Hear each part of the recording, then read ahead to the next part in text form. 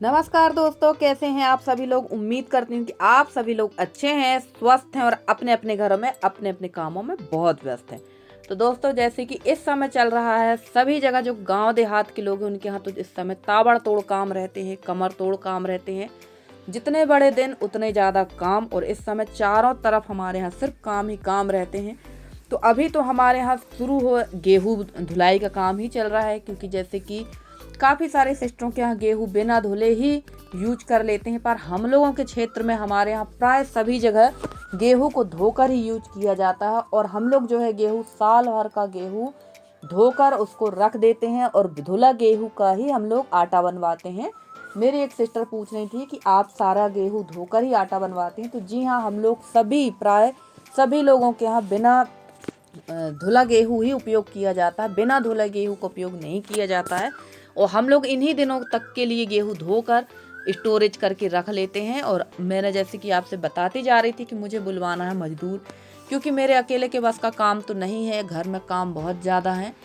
और अकेले इतना सारा काम पूरी गर्मी में भी करूँगी ना तो भी मैं अकेले इतना काम नहीं कर पाऊँगी, इसलिए मैंने बुलवाए थे मजदूर। और बारिश तो सब जगह हो ही रही है, सभी को पता ही है कि सबके यहाँ पानी इस समय गिर रहा है।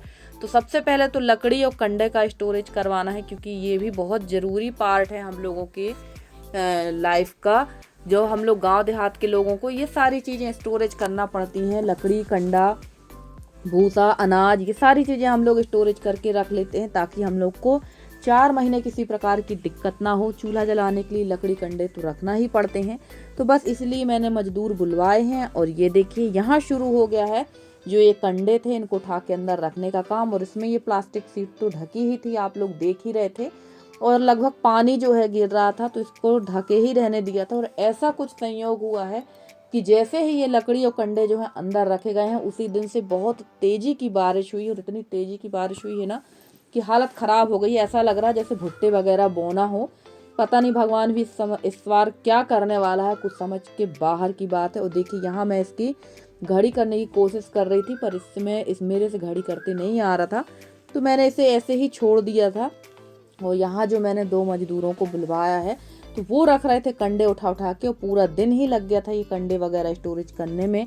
क्योंकि देखने में तो लग रहे थे कि बहुत कम कंडे हैं, पर कंडे बहुत ज़्यादा थे। और मैंने तो बहुत कोशिश की थी इस बार कंडे कम रखने की, क्योंकि कहते हैं ना कि ज़्यादा लकड़ी कंडे का भी स्टोरेज घर में नहीं होना चाहिए।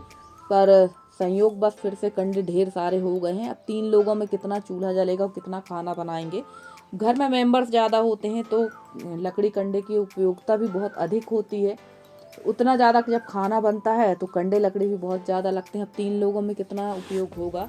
तो चलिए, कोई बात नहीं, अब हैं घर पे तो फेंक तो देंगे नहीं, इनको हम अच्छी तरह से व्यवस्थित रखवा देंगे। और धूप काफ़ी तेज थी, काफ़ी तेज धूप थी। धूप देखकर तो लग रहा था कि मौसम एकदम नीट एंड क्लीन हो गया और शायद अब मौसम खुला रहेगा, पर ऐसा बिल्कुल नहीं हुआ, जस्ट उसके विपरीत हो रहा है।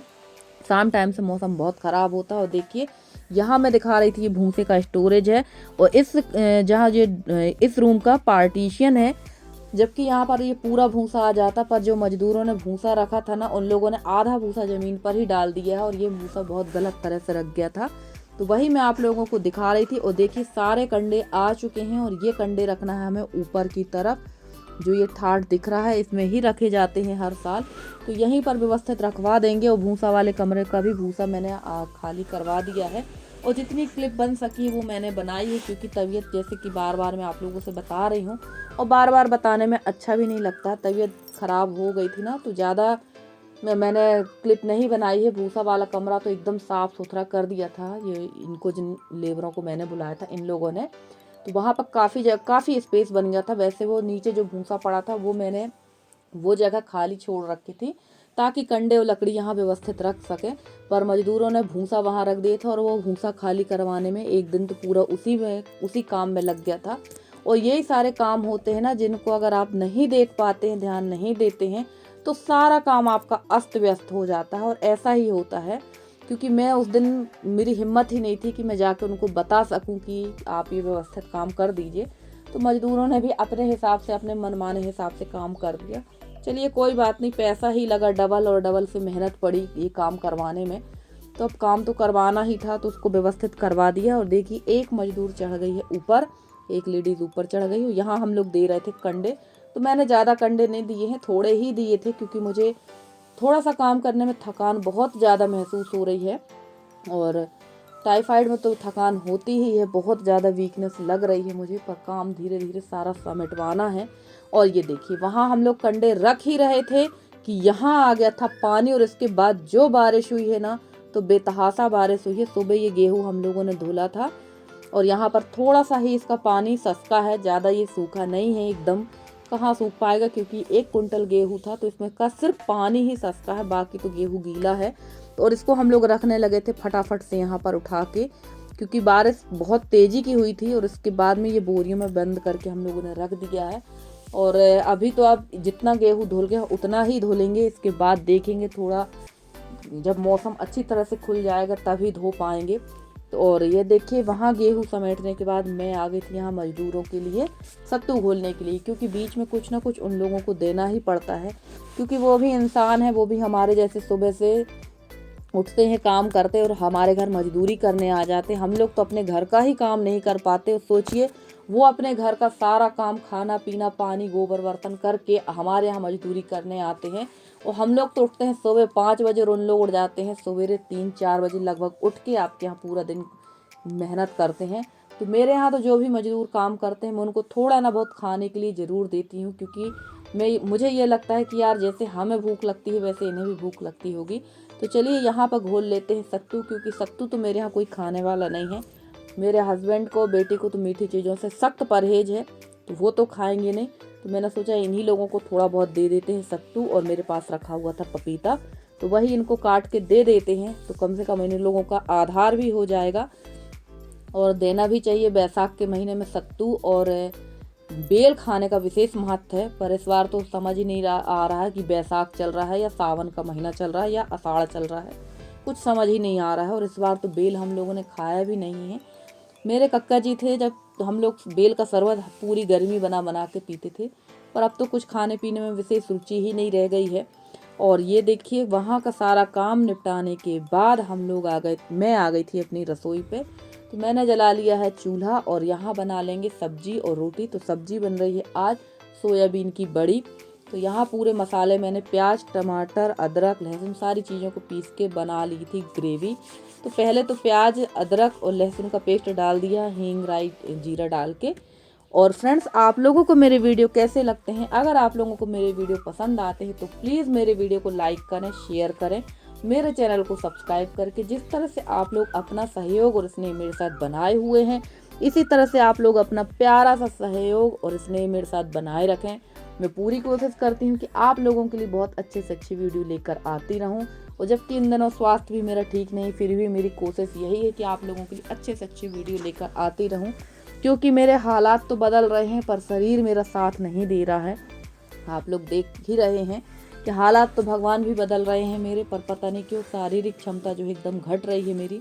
पर आप लोग का स्नेह है जिसकी वजह से मैं इतने अच्छे अच्छे वीडियोस आप लोगों के लिए लाती हूँ, और आप लोगों का सपोर्ट भी मुझे बहुत अच्छा मिल रहा है, जिसकी मैं बहुत आभारी हूँ। तो चलिए यहाँ पर ग्रेवी पूरी तैयार हो गई थी, और डाल दिया मैंने इसमें टमाटर और सारे बेसिक से मसाले, और थोड़े से मैंने इसमें गरम मसाला डाले हैं, कश्मीरी मिर्च है, किचन किंग मसाला था, और गरम मसाला ये भी मैंने डाला, कश्मीरी मिर्च भी डाल दी थी, और थोड़ा सा 1-2 मसाले और थे जो मुझे याद नहीं आ रहे हैं, वो भी मैंने इसमें डाल दिए हैं। और सब्जी तो बहुत बढ़िया बनी थी।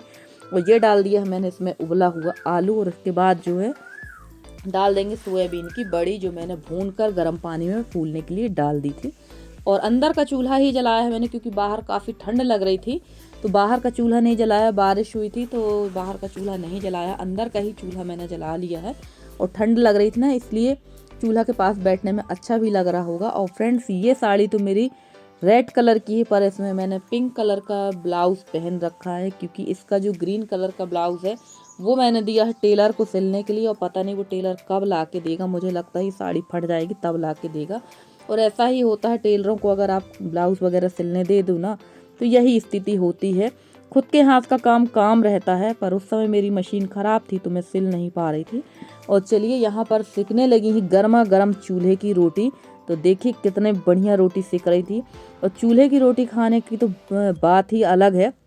बस आग भर अच्छी जले, अंगार अच्छे रहते हैं तो रोटियां बहुत बढ़िया बनती हैं। और सच कहूँ तो जो रोटी सिकती हैं वो चूल्हे पर ही सिकती हैं। गैस की रोटी है तो उतनी मज़ेदार नहीं लगती जितने की चूल्हे की रोटी लगती हैं। तो आ जाइए फ्रेंड्स, तैयार हो गया गर्मा गर्म सोयाबीन की बड़ी रोटी और चावल। तो आज का वीडियो आप लोगों को कैसा लगा ज़रूर बताइएगा। अगर आप लोगों को मेरे वीडियो पसंद आ रहे हैं तो प्लीज़ मेरे वीडियो को लाइक करें, शेयर करें, मेरे चैनल को सब्सक्राइब करके अपना सहयोग और स्नेह मेरे साथ बनाए रखें। तो चलिए फ्रेंड्स, आज का आपका हमारा साथ इतना ही है। आज का वीडियो कैसा लगा आपको ज़रूर बताइएगा कमेंट करके। मिलती हूँ मैं आप लोगों से किसी अच्छे से वीडियो में, तब तक के लिए bye bye and take care.